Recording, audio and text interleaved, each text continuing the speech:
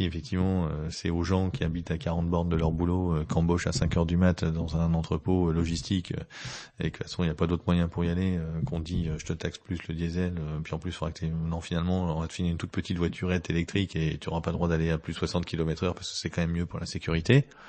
Bah, évidemment, ces personnes-là, et puis pendant ce temps-là, les autres ils sont encore en train de se balader en jet privé, ça pose quand même un peu des sujets, quoi. Voilà. Souvent, on parle de un peu un remplacement 1 à 1. Au fait, on veut les mêmes besoins au final, quoi. On devrait se dire quels sont les besoins, qui décide de ces besoins, et sur base de ça, on va faire une infrastructure bien dimensionnée, etc., etc. Donc aujourd'hui, on change une infrastructure par une autre infrastructure, sans se dire est-ce que les besoins sont toujours les mêmes, est-ce qu'ils devraient bouger, qui décide pour ça, etc., etc. Donc, comment on articulerait quelque chose qui est plutôt de l'ordre matériel vers quelque chose qui est plutôt démocratique, social, etc. Bah pour l'instant, en tout cas, on n'a pas ces solutions d'intermédiation, quoi. C'est clair.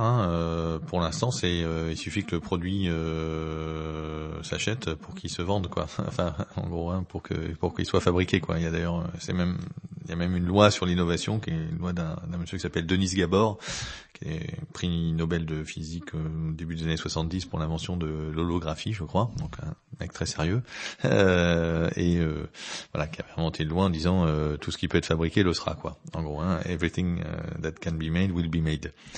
En mode un peu, voilà, même les choses les plus stupides, quoi, quelque part, sans questionnement.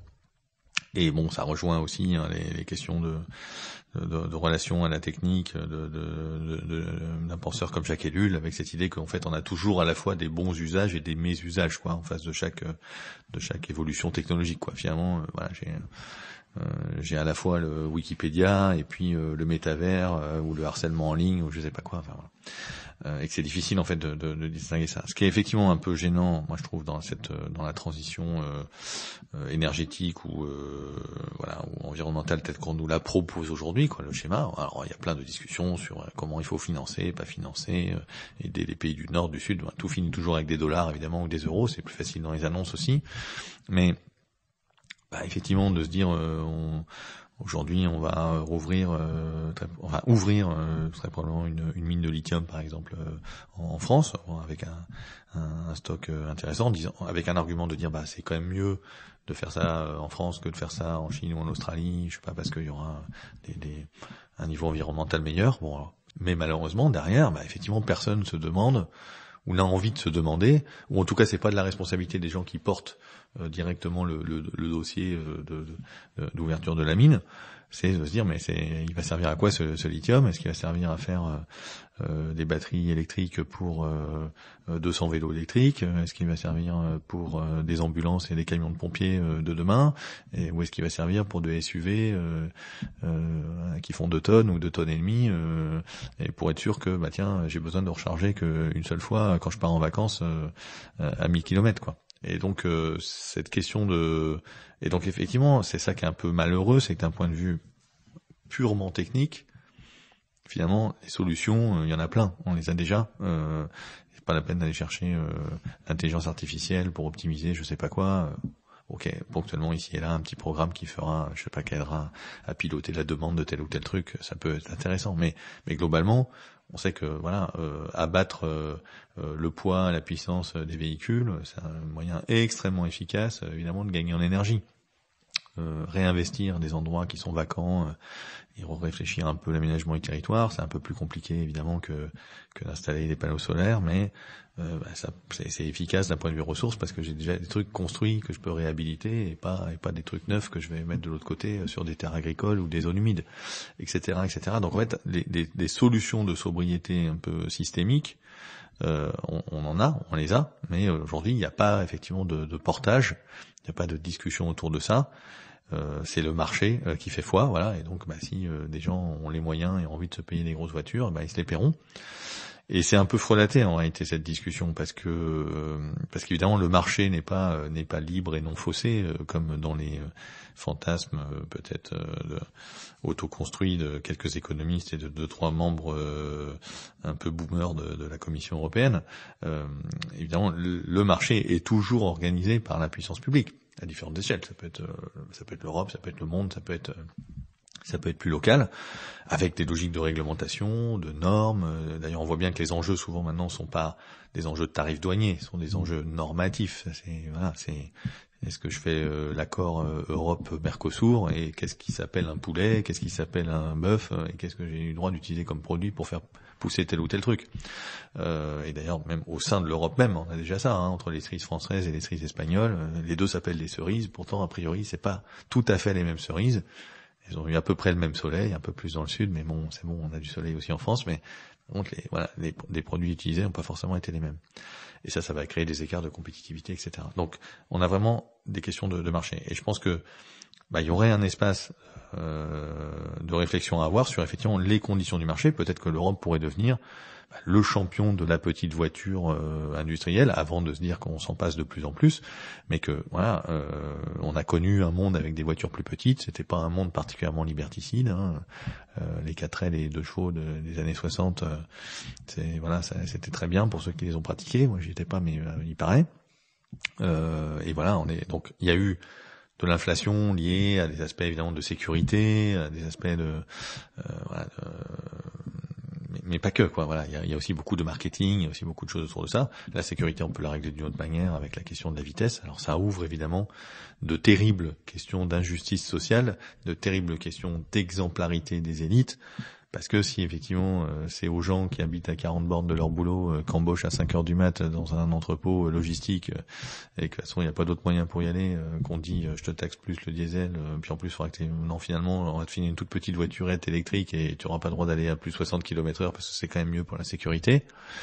Évidemment ces personnes-là, et puis pendant ce temps-là les autres ils sont encore en train de se balader en jet privé, ça pose quand même un peu des sujets, quoi. Voilà. Mais faire des moyens techniques de transition juste, on en aurait plein, quoi. Voilà. On prend un exemple dans la BD qui est volontairement très high-tech, qui est la question des réseaux de télécom. On a organisé la concurrence entre réseaux télécom avec chacun qui a son réseau d'accès. Donc réseau d'accès, ça veut dire des antennes et puis de l'énergie, donc des ressources pour fabriquer les antennes évidemment, et puis de l'énergie pour évidemment émettre les signaux qui vont permettre de récupérer l'information, d'échanger l'information avec les téléphones. On pourrait mutualiser ces réseaux en fait dans tous les autres domaines, dans toutes les autres industries de réseau à part le réseau numérique. C'est mutualisé. Réseaux d'eau, on a un seul tuyau d'eau qui rentre chez soi ou dans son immeuble, il y en a un seul câble électrique, on a une seule route, on a un seul train, donc on a un seul réseau d'égout, on va pas choisir son prestataire. Voilà. Donc évidemment, ça serait d'un point de vue. Alors ce qui a permis de le faire dans le numérique, je vais exagérer, grossir le trait pour simplifier parce qu'on n'a pas 2 heures, mais c'est la loi de Moore un peu, on va dire. C'est que les gains d'efficacité, donc les gains économiques sont tellement phénoménaux dans le domaine du numérique qu'on a pu se permettre un truc qu'on n'aurait pas pu se permettre à l'époque du câblage téléphonique cuivre. Voilà, on n'aurait pas pu imaginer qu'il y ait 4 opérateurs qui chacun ait leur truc de téléphonie. Même aux États-Unis, même on avait des gens qui avaient des concessions, comme pour l'eau, des concessions régionales. Hein. Et puis éventuellement, sur un ou 2 câbles trans-américains, il pouvait y avoir 2 concurrents. Mais il y avait vraiment une forte mutualisation parce que ça, on pouvait pas se le permettre techniquement et économiquement. Là, avec le numérique, on peut se le permettre et donc on l'a fait. Mais c'est d'une stupidité incroyable d'un point de vue technique, en fait. Ça fait que, du coup, ça coûte plus cher à tout le monde, parce que il faut 4 réseaux au lieu d'un, ou 3, quelque chose, parce qu'ils les mutualisent un peu à certains endroits. Ça fait qu'ils râlent tous pour aller faire couvrir les zones blanches, parce qu'évidemment, personne n'a envie d'y aller, c'est pas rentable. Ça fait que ça coûte plus cher à tout le monde. Et à la fin, avec un unique réseau d'accès mutualisé, en fait, personne verrait de différence. On diviserait par 2 la facture électrique des réseaux, quoi. Bon, pour la France, en étant vraiment très prudent, on estime que c'est l'équivalent d'un grand parc éolien comme on l'a développé ces dernières années. Donc voilà, il y a plein, d'un point de vue technique, il y a plein de choses à faire, mais à condition d'accepter effectivement certains types de schémas de consommation qui seraient quand même un peu différents. Certains étant un peu pénibles et demandant quelque part des évolutions sociales ou sociétales. bon je sais pas, faire ses courses avec des emballages consignés, du réemploi, je sais pas quoi, voilà, se chauffer un peu moins, effectivement, avoir une voiture plus petite, prendre le vélo, etc. Donc voilà, en fonction de ses conditions aussi de vie, de son trajet de vie et tout, ça peut être plus ou moins pénible. D'autres qui seraient totalement inodores, invisibles, voilà, parce que juste ça serait la manière de s'être organisé. Et puis d'autres choses qui réclament des aides, pas des aides, mais vraiment une programmation quelque part gouvernementale. Je pense aux questions d'aménagement du territoire, par exemple, où là, voilà, si on veut, arrêter de faire grandir les métropoles au détriment des villes moyennes et des petites villes, voilà, ça demande sans doute, c'est pas facile à faire parce que, voilà, comme je le disais dans la vie stationnaire, comme on le disait avec mes co-autrices, la grande ville a toujours attiré pour différentes raisons. Donc, contrebalancer cet effet marketing, il n'est pas forcément simple, mais on peut en tout cas essayer.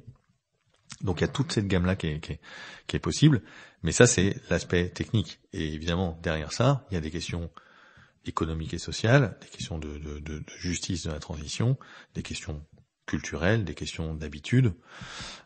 Et là, évidemment, ça ouvre un pan bien plus complexe, évidemment, de la réflexion, quoi.